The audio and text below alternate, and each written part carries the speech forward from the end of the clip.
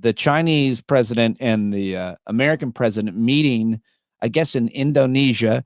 It's the G20.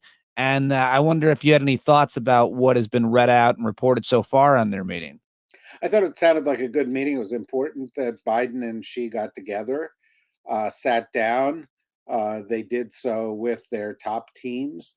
And, they covered the ground you want to have them cover in a constructive way. So Biden said, look, we don't think, uh,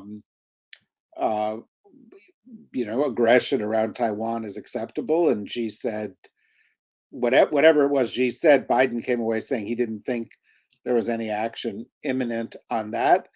They talked about areas where cooperation was possible. They talked about living with competition, which is core to the relationship.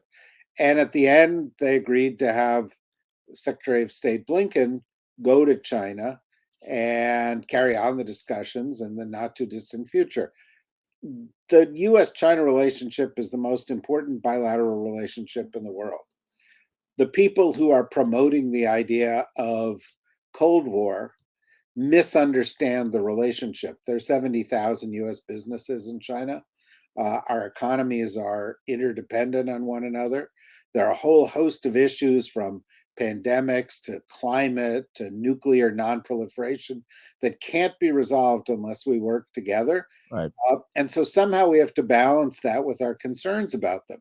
I would say, finally, one last thing that came out of it that I thought was unexpectedly good, is that both countries said, we don't think countries should threaten the use of nuclear weapons, which was clearly targeted at Vladimir Putin. Right.